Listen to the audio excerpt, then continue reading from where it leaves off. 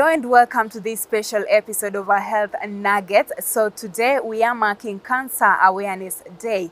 The theme is closing the care gap. So with the help of an expert, we are going to look at how do we close the care gap in terms of treatment and management of cancer. Also looking at the barriers and just comparing the developed countries to developing countries and what can be done to close the gap as far as cancer awareness and cancer treatment is concerned.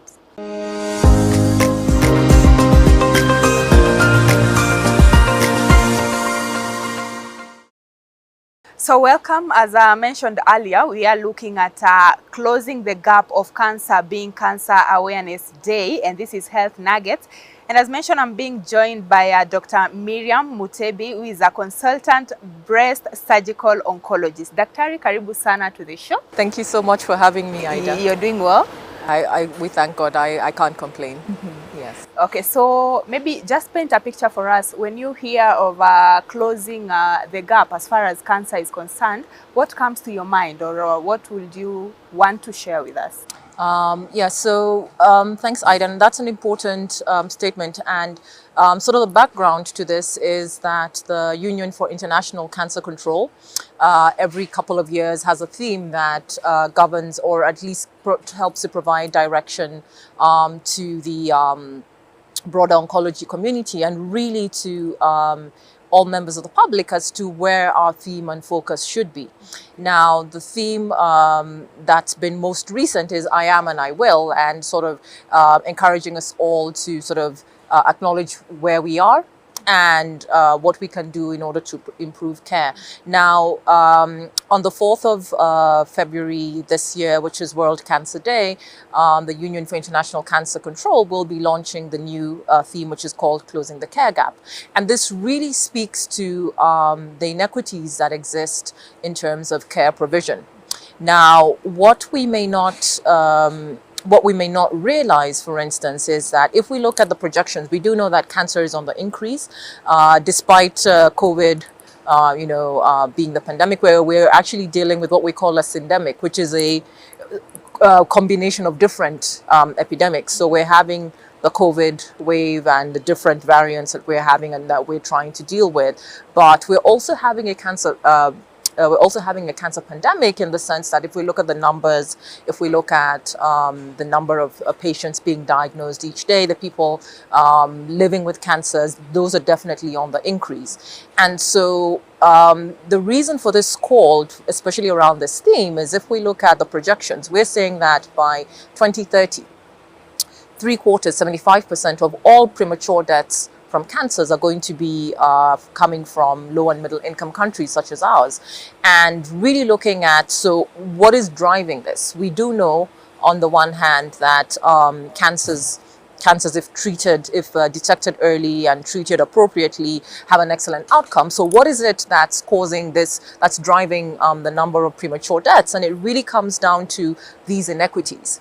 Now, sometimes there's a difference. Some people have it's difficult to distinguish between equality and equity, because people think that we should strive for equality. Equality just means, where everyone gets the same resources. But we realize that if we look at all of us in any communities globally and whatever, there's always differences. So equity really means, how do you equip, or how do you provide the necessary tools for each individual to have the same outcome. I can't remember who had the quote, but somebody said it's like, equality is like giving everyone a pair of shoes, but equity is ensuring that everyone has the correct shoe size. So that's what it really is in terms of looking at closing the care gap. We're saying, looking at the barriers that exist, especially around access to care and treatment of cancers, how do we close that gap and ensure that we have equal outcomes? Because we know cancers treated early and appropriately have excellent outcomes. So how do we get everyone to the level where we're able to close that gap and ensure excellent outcomes for everyone? So that's really, really the thrust of the theme for this year. Mm-hmm. Okay, so you just mentioned that in a way, we being Kenya being one of the developing countries, we are in a way underprivileged, and you've also mentioned of the barriers that let me talk of cancer barriers, probably to treatment or management. Maybe you can just share with us some of these barriers compared to the developed countries. All right. Thanks, Ida. And I think I want us to maybe move away from the sort of statement that we're underprivileged. I think we're not necessarily underprivileged. There's lots of opportunities for us to do something within our scope. But you did sort of circle back around what are the main sort of barriers to care. And what we see is a combination or rather constellation of three main factors. The one is the big, broad one that everyone automatically thinks about is the financial implications, where we know that for quite a number of patients, we have to pay in order to access care, not just cancer care. We have quite a number of our populations have to pay out of pocket. And this frequently results in financial toxicity, breaking the bank, and what we call catastrophic health expenditure, where you can't, maintain your livelihood and you can't actually, pay for your care. So no, what happens is that patients frequently are diagnosed late and frequently do not complete their care due to those factors. Now, there have been a couple of measures to try and mitigate that. I mean, we have seen considerable improvement in the number of patients completing their care just as a result of the expansion of the National Hospital Insurance Fund and what that's able to cover. It's still not perfect. It does need a couple of tweaks, especially around the nitty-gritty of what's being covered for how long and stuff. But that is really one of the major barriers.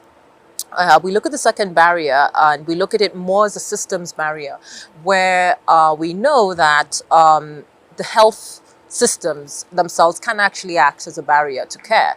And this is because this is data from sub-Saharan Africa, where we know on average patients will see at least three to four healthcare providers before their diagnosis is of a definitive diagnosis of a cancer is made. And either, of course, this ultimately results in all these gaps because, there's a delay. You're getting treated, for instance, some lady comes in with a lump and she's told maybe because you're breastfeeding, it's nothing to worry about, or they're having a lump that's being treated with antibiotics, first line, second line. And of course, the cancer cells are not just sitting stagnant, they're growing in that time. And so the health systems can at times act as barriers. Again, the fact that it still comes down to financial, because sometimes you have to do a biopsy, you have to pay for it. You maybe have to go get funds to get the initial biopsy results. And then when the biopsy results are confirmed, you bring them back. Now you have to get more money to pay for next, additional testing to give you now the treatment plan. And so all those act as significant barriers to completing the treatment journey. Now, one of the barriers that we don't really talk about often enough either is the fact that the social cultural barriers that exist. And I think this is really something that we do need to amplify because part of my research has been around looking at, the barriers to care. But what we've realized, especially in our communities, is that there's still a lot of social cultural barriers to access. And this is because, one, in many communities, women are not necessarily the primary determinants of their health-seeking behavior, and as such may require permission or sometimes financial support from a partner or a spouse or something. And this may sometimes delay care. But even more broadly, there's still a lot of stigma around cancers, and people sometimes believe that cancers can be contagious, so you're ostracized, or sometimes you go home and you say, honey, I have a cancer. You're told there's the door, don't let it hit you on the way out. So sometimes a cancer diagnosis is not just a cancer diagnosis. It's, I have a diagnosis, I could lose my family, I could lose my source of livelihood. And so there are all these additional layers around discrimination and stigma that exist. We've had patients who don't want to reveal their status because they're afraid of, not getting promotions at work. Other people have been discontinued.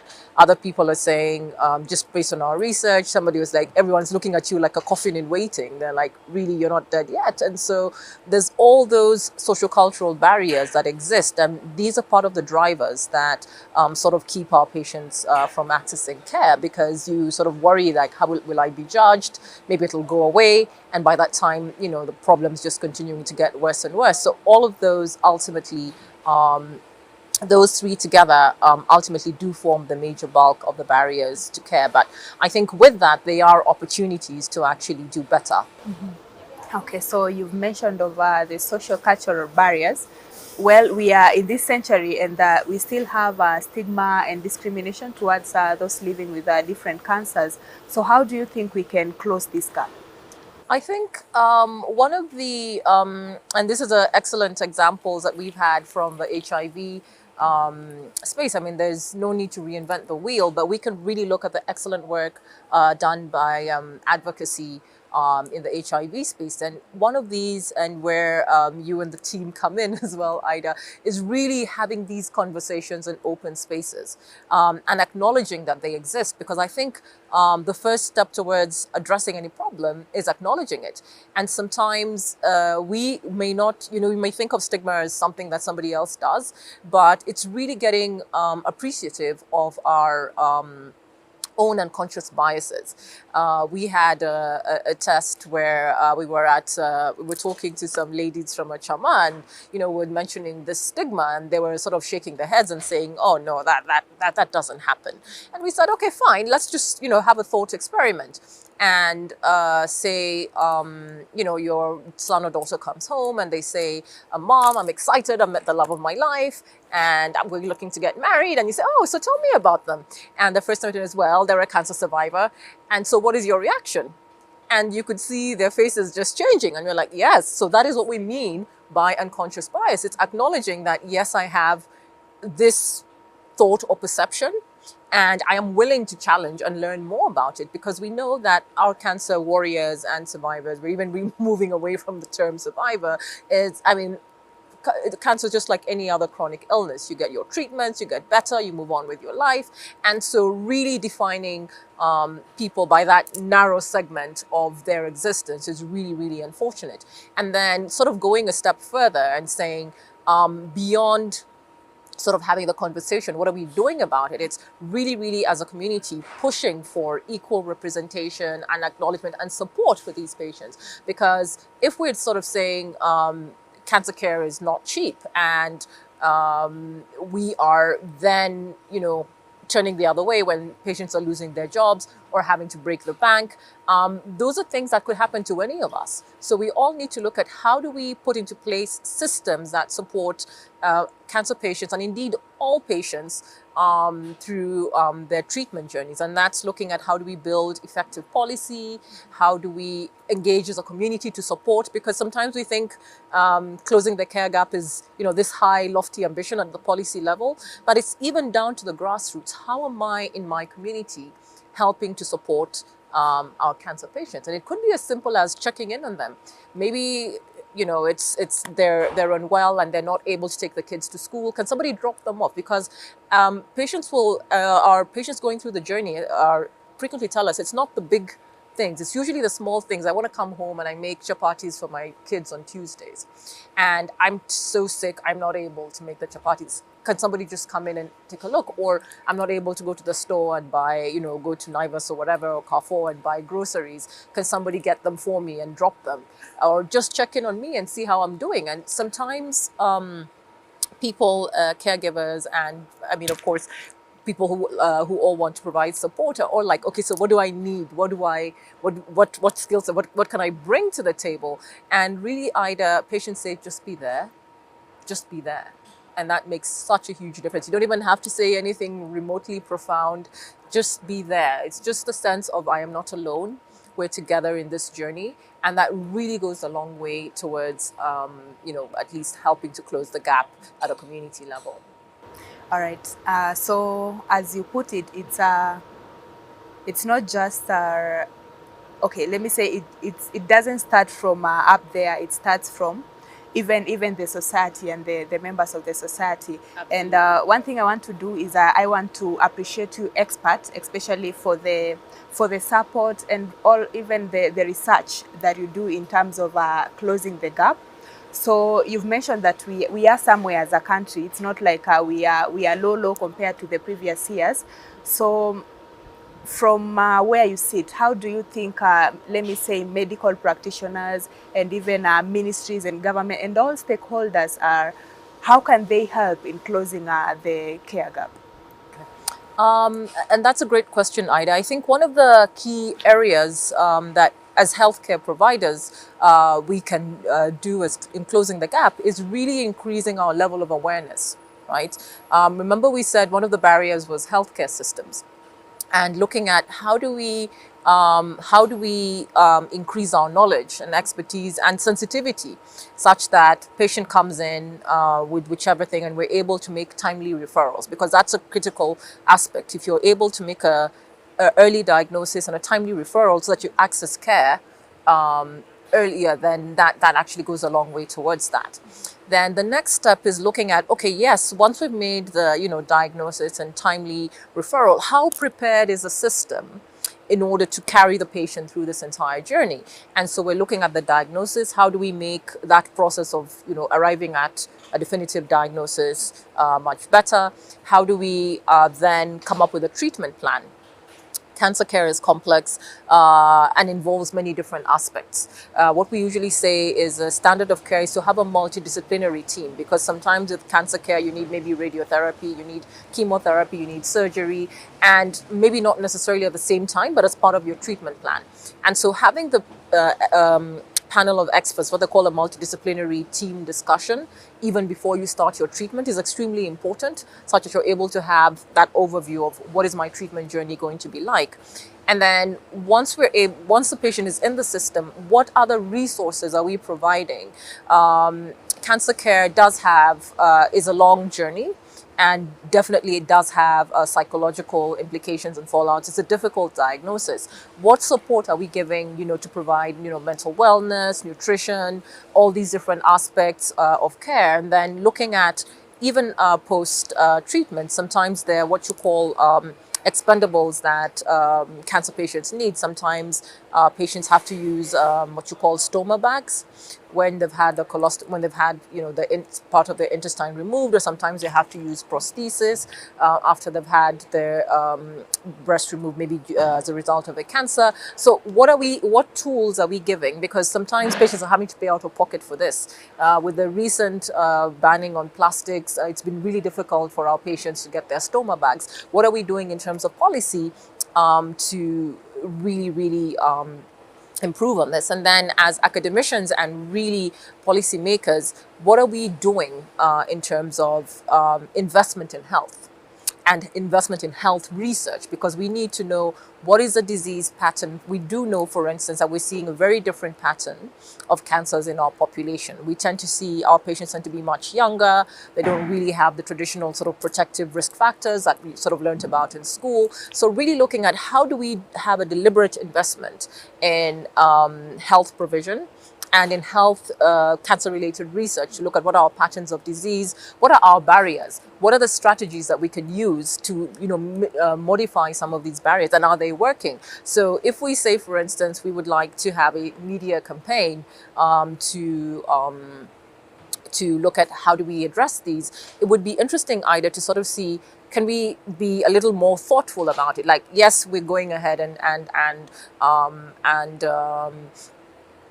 having a big media blitz, but is it reaching the population that it's required? Is it making a difference? And that can only be done through good research and science. And if it doesn't work, then we go back to the drawing board and say, okay, that didn't work. We know at least, 900 things that don't work, but what else can we do? What else can we innovate? And those are the kind of things that we need to look at.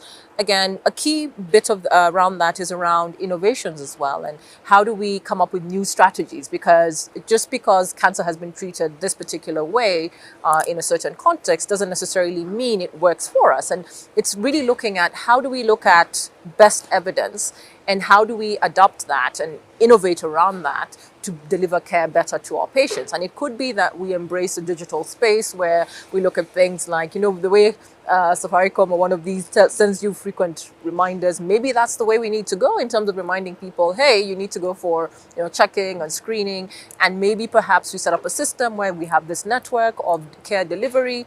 The good thing about, we always say in the middle of adversity, there's always opportunity.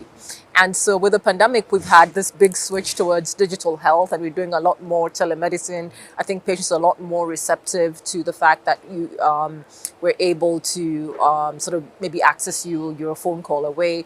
And I think that there's been very good responses around that. And so looking at these different innovations and how can we maybe build them into our system such that we're able to deliver care to patients that might be 400 miles away, but then how do I ensure that I'm still able to communicate, I'm still able to get, ensure that our patients are going on. And there's been really good examples in the public systems. I think over the pandemic, they were using patient navigators and having people calling up patients on the mobile phones just to ensure that their continuity of care continued, and patients were very receptive. They were like, "Oh, I was, excited to have, my clinician, the nurse, call me up and find out how I was doing." And so I think those are the aspects that we definitely do need to carry on, and even in terms of things like testing for cancers and screening, we've now there's been an increase in the number of the HPV self-testing, where instead of going to the hospital and having a speculum and maybe getting a pap smear, people are now doing self-testing with the HPV. And that has also shown promise because women are a lot more receptive. Quite a number more women are a lot more receptive towards those kind of strategies. So that's where we do need to be thinking around how do we get more people on board, and of course getting feedback. We're not just doing strategies, it's that pattern cycle of implement a strategy, assess its impact, get feedback, really having that participatory based community grassroots level where we're actually getting people to say, hey, how do you want to be treated? This is a standard of care, but is this working for you? What else could we do better as a community, as a health system, as a policy, in order to improve care for you? I think would really go a long way towards us closing that gap.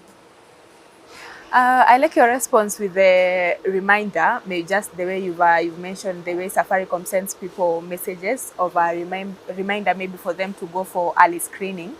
But cancer numbers or cancer cases are still going up.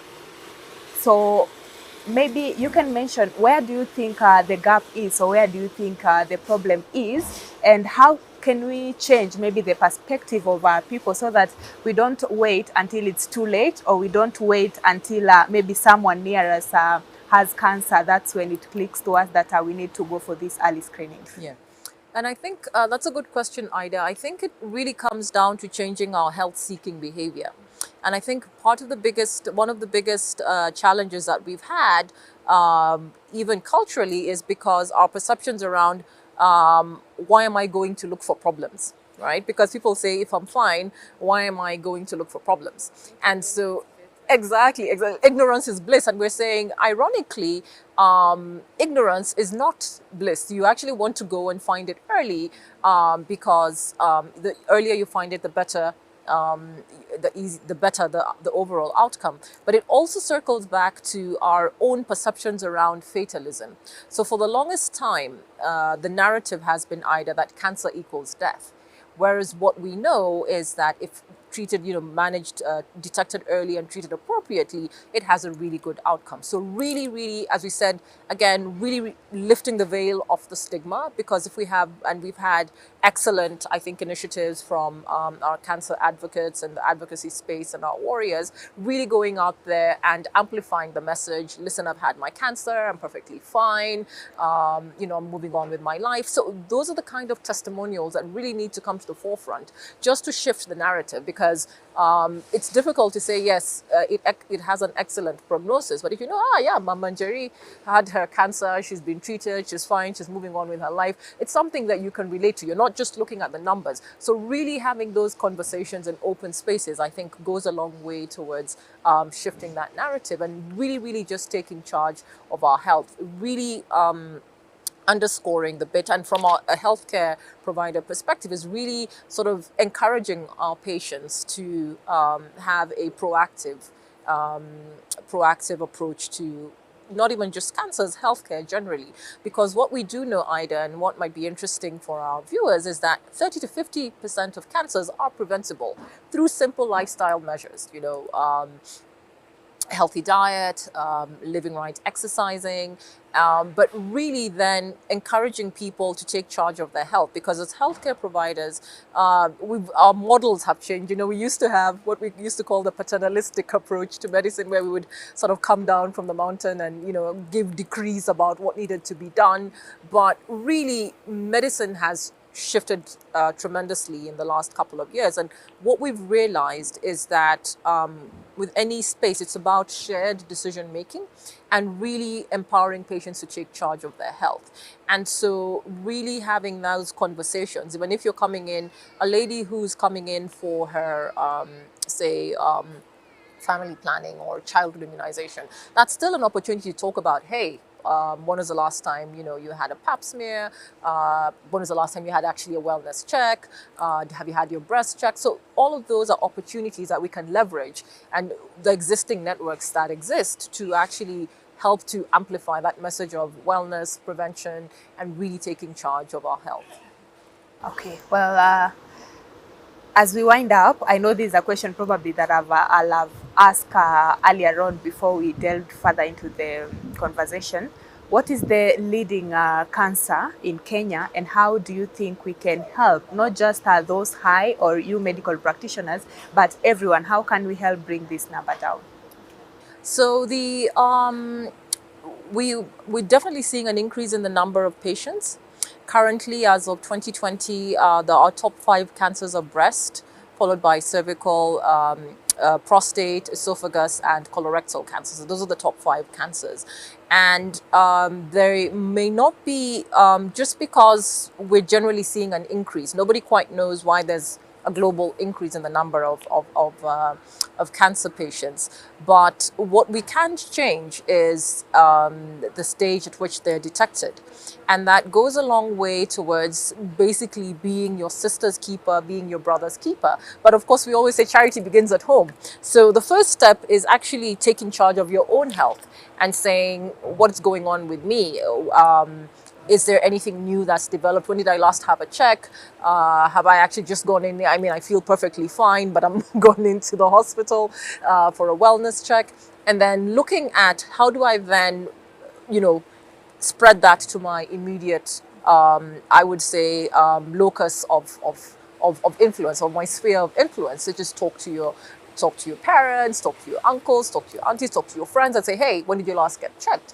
And so in that sense, being your brother or your sister's keeper does go a long way towards sort of changing that discourse. And then looking at then how do you then take that to the higher level and say, okay, we've sort of done a little community, but then how do we ensure that the broader community is actually getting, you know, wellness? And that comes in through pushing for better change, access to, again, pushing for strategies around universal healthcare coverage that help to provide care across the board, really pushing for a shift towards wellness, because you don't want to get to the stage where you've picked up something and then we're sort of backpedaling and we're saying, why don't we actually start with prevention? Because prevention really does go a long way towards, you know, minimizing the risk of some of these. But with these come in things like, okay, I need to prevent, I need to go for maybe screening for the most common cancers. Like for breast, there's national screening guidelines. You need to go for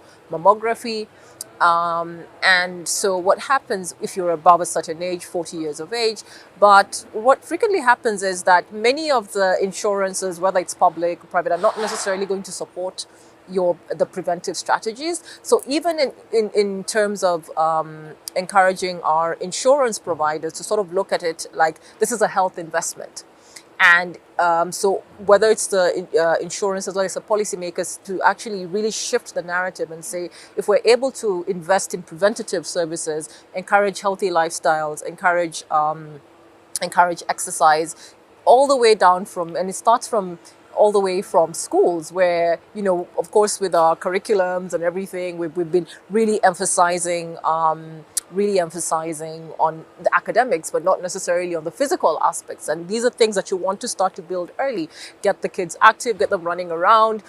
When I was growing up, we would all run around, in the estate and climb trees and things. But these days, you have children on their Xboxes and stuff, which is fine. But then how do you ensure that, whether it's in school, whether it's in at home, they're still building those practices that are going to serve them for their lifetimes. It's difficult to, in your 50s, to think, okay, now I'm going to start exercising. It's a lot more difficult. It can be done, but think about the impact, Ida. If from the word go, in your in your 20s, in your teens, or whatever, we've built in those healthy living, healthier, healthy exercising, it really goes.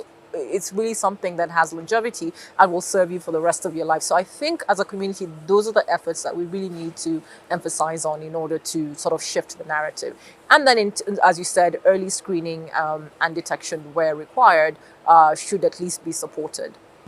Okay, so as far as this year's theme is concerned, that is closing the care gap. What are your last words? I think I would say that change begins with us. Change begins with us, and it is possible. And I think it begins with us, and we should really be striving for equity. I think we talked about the difference between equity and equality at the beginning, and I think my sort of take home would be change begins with us, and we can each make a difference. Yeah. Okay, thank you so much, Daktari, for your time, and thank you for sharing that very critical information with us. Thank you, Ida. Always a pleasure to be here. Thank you. Well, that was Dr. Miriam Mutebi, a consultant breast cancer surgeon. And I hope that from the conversation we've had about cancer, you've learned something. But the message remains that early detection of cancer will always save life. So as we stick to the theme, there is a closing the care gap, let us also go for early cancer screening, as it will always save life. My name is Ida Munzati. Thank you so much for tuning in. And as always, your health matters.